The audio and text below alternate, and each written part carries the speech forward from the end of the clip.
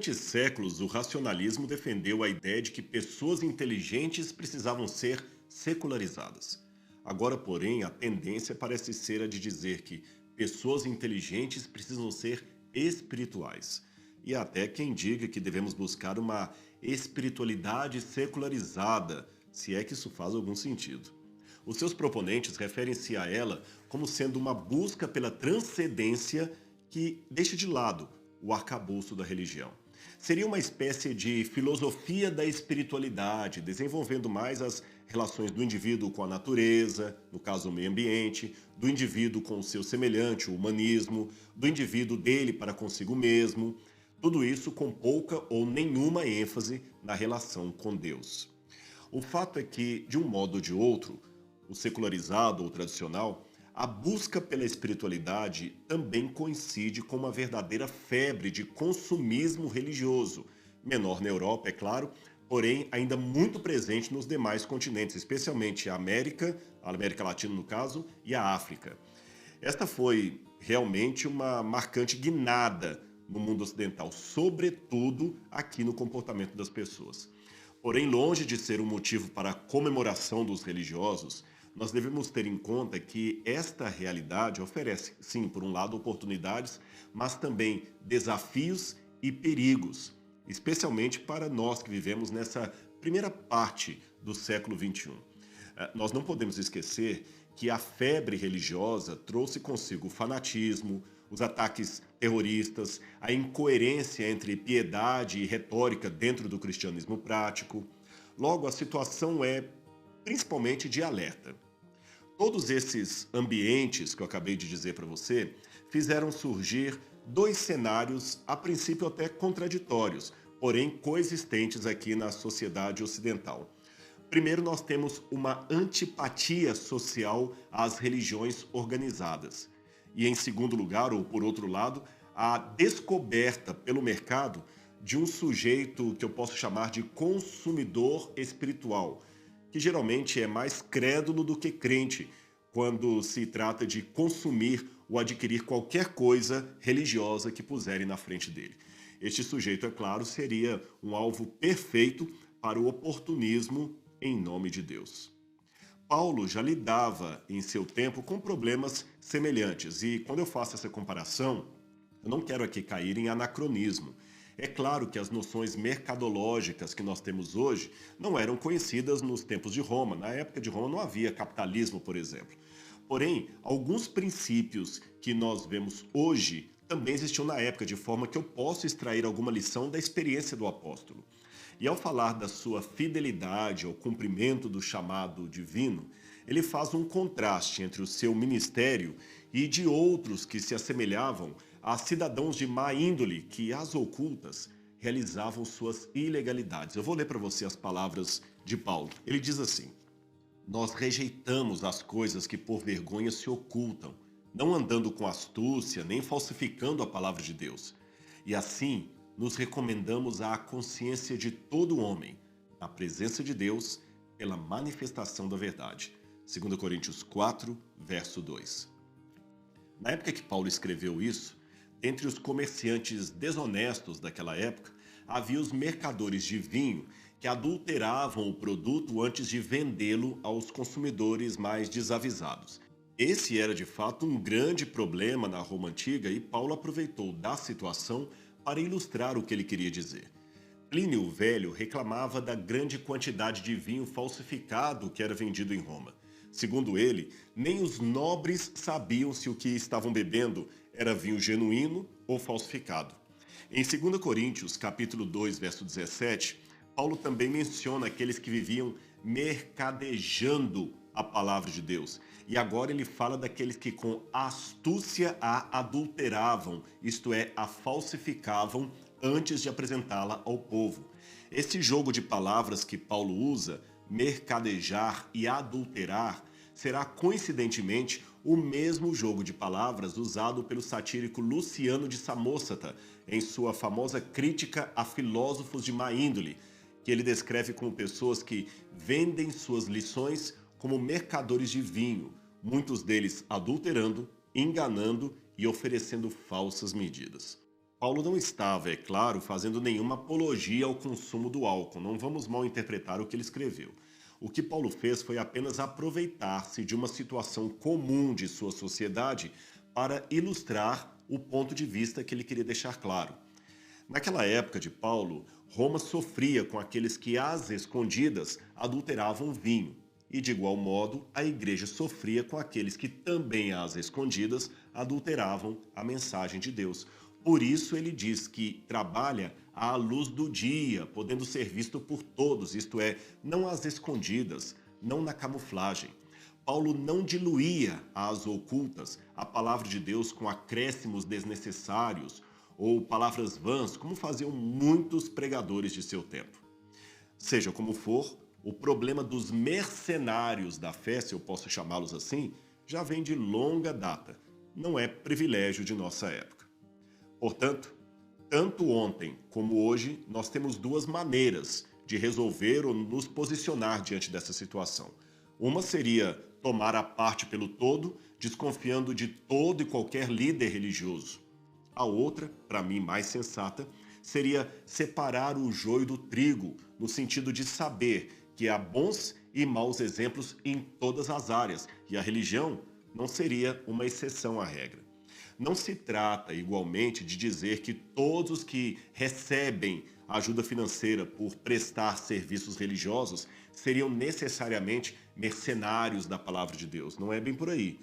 O salário extraído do recolhimento de dízimos era uma prática já existente nos dias de Paulo, e ele mesmo, apesar de preferir sustentar-se por conta própria, nunca negou que tivesse direito a receber do dízimo ou que essa fosse uma prática errada. Pelo contrário, Paulo afirmou com todas as letras o que eu vou ler para você agora. Assim também ordenou o Senhor aos que pregam o evangelho que vivam do evangelho.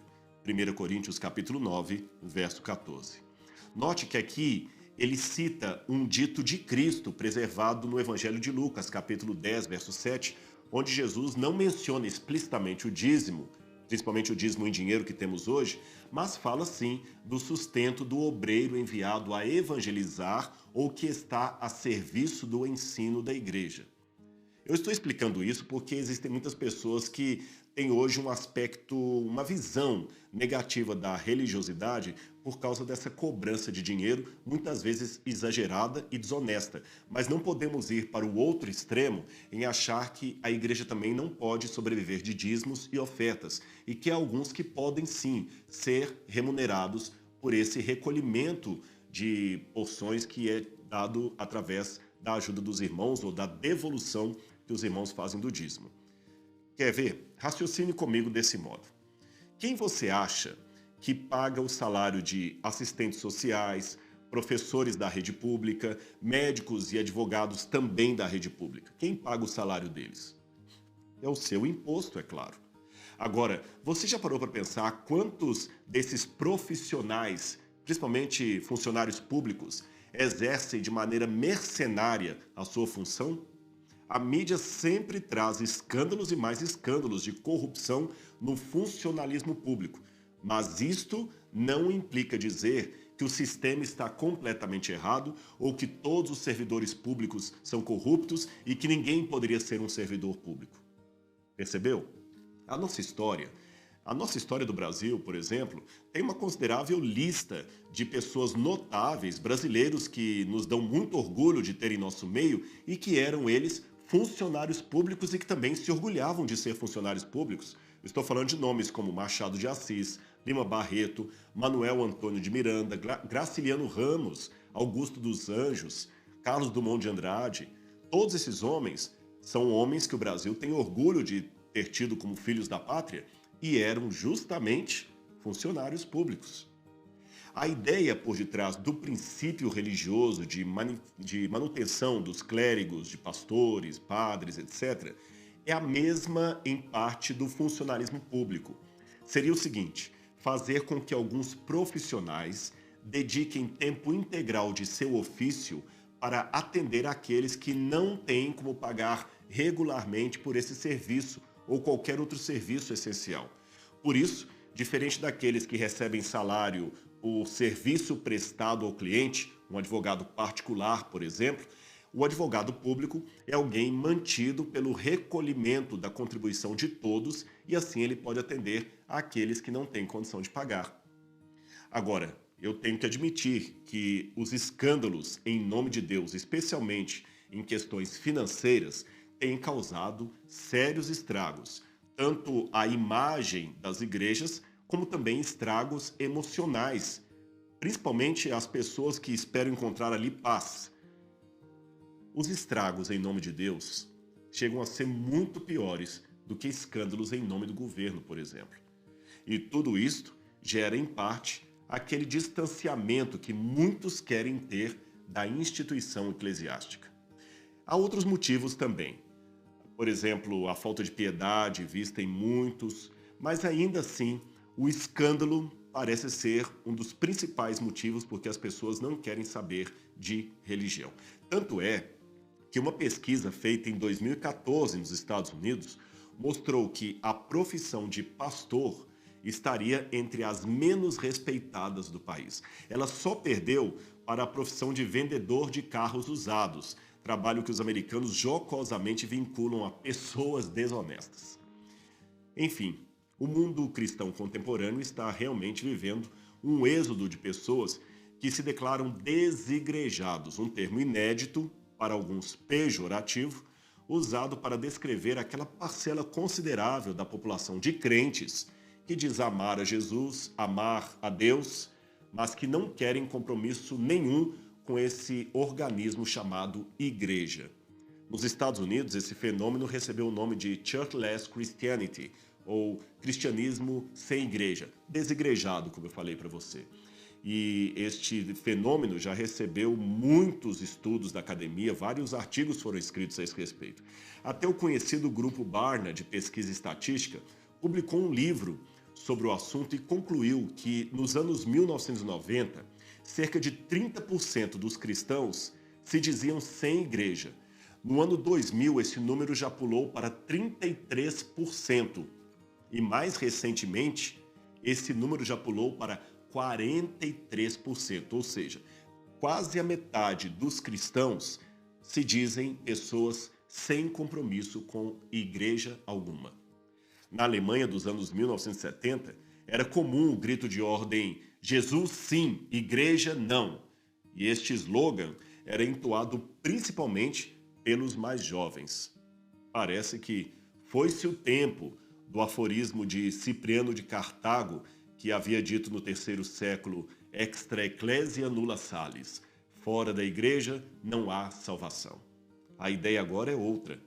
A ideia era repetir, ironicamente, com alguns teólogos franceses, que Jesus sonhara, na verdade, com o reino, mas quando acordou, que decepção, encontrou a igreja. Vamos falar um pouquinho sobre a igreja. Esse termo igreja ou eclésia vem do grego e significa assembleia. E ele passou a ser usado na tradição cristã, especialmente a partir dos escritos de Paulo, isto por volta do ano 50 depois de Cristo.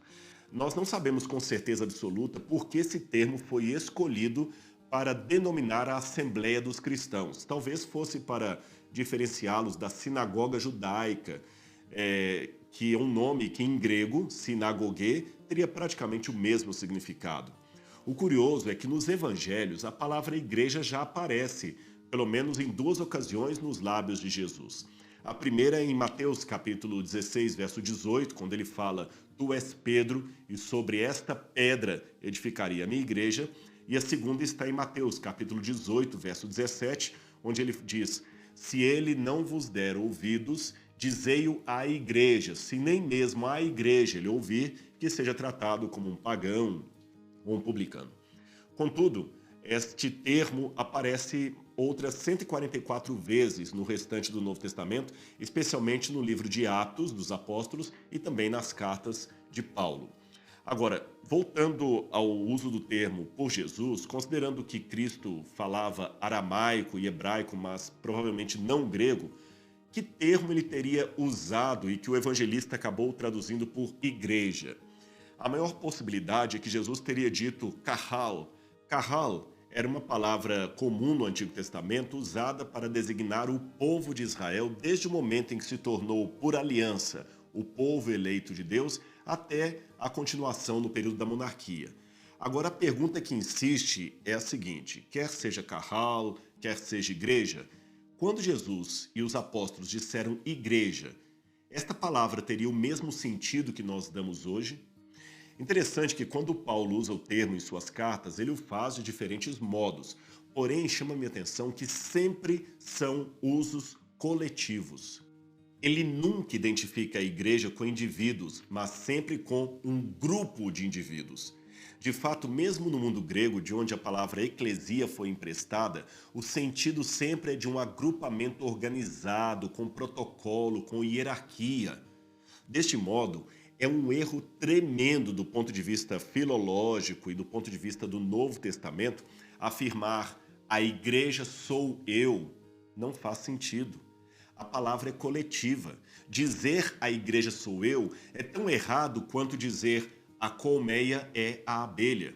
Não faz sentido nenhum. É reconhecível que há muitas pessoas machucadas pela organização eclesiástica, eu sei disso, e pessoas que se sentem feridas de Deus. O risco daquele que se sente ferido de Deus, não estou minimizando a sua experiência, é que ele pode acentuar tanto a sua experiência negativa que pode acabar cortando toda uma floresta por causa de 2 ou 3 árvores podres. Por mais real, meu amigo, que seja o seu desapontamento, colocar uma lupa sobre as nossas decepções pode nos levar ao vitimismo e nos barrar à cura. E o vitimismo, por sua vez, gera a generalização típica daqueles adolescentes que, por não se sentirem felizes no namoro, dizem todas as mulheres são iguais. Percebeu? Por outro lado, há também aqueles que são não feridos de Deus, mas os críticos costumazes do sistema. Tudo está errado. Eles sempre têm um ponto a observar. É claro, embora haja coisas erradas na igreja, e as coisas erradas devem sim ser denunciadas, também é um sinal de inteligência saber escolher as próprias batalhas. Caso contrário, nós passaremos a vida toda brigando por tudo e não teremos voz ativa para falar nos momentos cruciais. Sabe por quê? Todos já se cansaram de ouvir os nossos eternos e costumeiros queixumes. A tendência dos que exageram nesse ponto de reclamar de tudo é caírem na síndrome de Messias, julgando por imoral todo aquele que discorda dos seus pensamentos e de suas ideias. Por isso, em ambos os casos, dos feridos em nome de Deus e dos denunciadores, é preciso reconhecer que a diferença entre veneno e remédio muitas vezes é uma questão de dosagem. Ninguém consegue me apresentar uma razão para abandonar a fé coletiva que os apóstolos e o próprio Jesus já não enfrentassem em seu tempo. Corrupções? Jerusalém estava lotada delas. O templo, mais corrupto ainda. Porém, isto não impediu Jesus de seguir com outros adoradores para as convocações religiosas de adoração no templo, nas festas religiosas da Páscoa, por exemplo, mesmo sabendo que encontraria ali sacerdotes destituídos de verdadeira piedade. Jesus não ia simplesmente porque os líderes convocavam, mas porque ele entendia que esta era a vontade de Deus, conforme ordenada desde os tempos de Moisés. Jesus também nunca deixou de ir à sinagoga porque se sentia melhor adorando sozinho ao Pai debaixo de uma árvore. A Bíblia fala o seguinte sobre os seus dias de sábado. No Evangelho de Lucas, fala assim: chegando a Nazaré, onde fora criado, Jesus entrou numa sinagoga no dia de sábado, conforme o seu costume, e levantou-se para ler. Isso está em Lucas, capítulo 4, verso 16. Se a sinagoga é a versão antiga de igreja, Jesus frequentava sim a igreja. Mesmo sendo mais espiritual do que todos, ele não via motivos para ficar em casa adorando sozinho, ao invés de estar adorando ao Pai junto com seus irmãos. E então, se Jesus agia assim, será que nós seríamos melhores do que Jesus? No mesmo espírito desta adoração coletiva, veja o que está escrito na carta aos Hebreus. Não deixemos de reunir-nos como igreja, segundo o costume de alguns, mas encorajemo-nos uns aos outros, ainda mais quando vocês veem que o dia se aproxima. Hebreus capítulo 10, verso 25. o dia aqui mencionado é o dia da volta de Jesus, do juízo final. Agora, sendo possivelmente Paulo o autor dessas palavras na Epístola aos Hebreus, chama-me a atenção a força do conselho dado justamente por alguém como Paulo, que colecionava muitas decepções com irmãos de fé e também com algumas congregações por onde ele passava. Pega o contexto da igreja de Corinto, que igreja problemática. Paulo foi escorraçado de algumas igrejas, rejeitado noutras, mal interpretado por outras, foi traído por irmãos de fé e mesmo assim ele jamais abandonou a comunidade dos cristãos, ou como ele mesmo chamava, a comunidade dos santos. E você pode perguntar, Rodrigo, por que a igreja é necessária? Pelas mesmas razões que outros agrupamentos sociais também são necessários. Veja, com exceção de um ou outro caso envolvendo eremitas ou pessoas com grau altíssimo de desajuste social, a tendência natural do ser humano é viver organizado em coletividades. Nenhum ser humano é uma ilha, você sabe disso. Conviver com pessoas diferentes, pessoas que têm um comportamento diferente do meu, cultura diferente da minha, conviver com pessoas que precisam ser ajudadas, orientadas e até suportadas, talvez seja um meio usado por Deus para trabalhar o meu próprio caráter e a minha humildade. Raciocine comigo. Se nós repudiamos o racismo e qualquer forma de segregação, por que nos recusaríamos a conviver com outras pessoas porque elas são pecadoras? Será que nós somos melhores do que elas? Aliás, uma pergunta honesta que todo religioso deveria fazer seria esta: se a maioria fosse exatamente como eu sou, a igreja estaria melhor na atualidade? Vou fazer mais uma comparação. Milhares de pessoas morrem por imprudência no trânsito, mas isso não me impede de dirigir. O meu time não ganha um campeonato há anos e nem por isso considero mudar de torcida.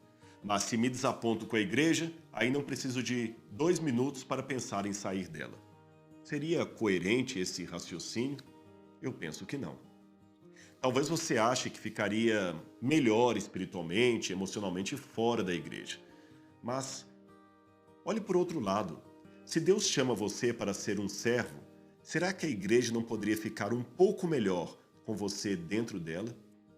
Ouça as palavras de Cristo dirigidas a Pedro, que desgostoso olhava desanimado, lamentando a convivência com o apóstolo João. Aí Pedro pergunta: Senhor, e quanto a ele? Jesus responde: se eu quiser que ele permaneça vivo até que eu volte, o que você tem a ver com isso? Pedro, siga-me você. E quando você se converter, fortaleça os seus irmãos. Isso está em Lucas capítulo 22, 32 e João capítulo 21, versos 21 e 22. Quando eu leio esse episódio de Pedro na Bíblia, eu fico me perguntando se Jesus não deveria repetir hoje as mesmas palavras que ele disse para o apóstolo há 2000 anos. Tem muita gente precisando ouvir isso. Quem sabe, até eu mesmo. Portanto, meu amigo, entenda isso. Você também, minha amiga, todo mundo que está me ouvindo. A igreja fraca, falha e defeituosa ainda é o povo de Deus. Ele ama a igreja. Esta é a menina dos olhos de Deus. E você faz parte desse grupo.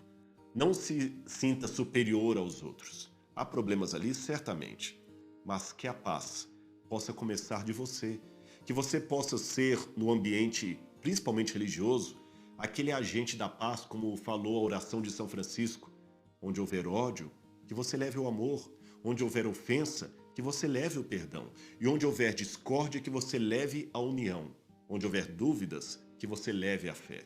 Se nós não agirmos assim, aí de fato, os ateus poderão ter um bom argumento contra o cristianismo. A nossa série de estudos do Evidências fica por aqui, mas eu tenho um último apelo. Não se contente com o conteúdo que você recebeu nesses estudos. Continue estudando a palavra de Deus.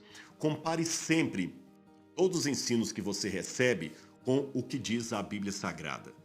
E não aceite algo porque apenas as pessoas disseram. Mantenha firme no seu coração a doutrina bíblica, compare os sermões com o que está aqui na palavra. Mantenha comunhão com Deus e com os filhos de Deus. Procure saber também o que é o batismo. a entrada para a fé no cristianismo e o que é também a caminhada cristã, a fidelidade aos 10 mandamentos e a certeza da segunda vinda de Cristo. Ainda existem muitas verdades esperando por você. Eu estarei sempre orando por você e por sua família. Um grande abraço e até o nosso encontro, quem sabe, numa outra série de estudos ou no programa Evidências. Eu estarei sempre esperando por você. Um grande abraço. Tchau.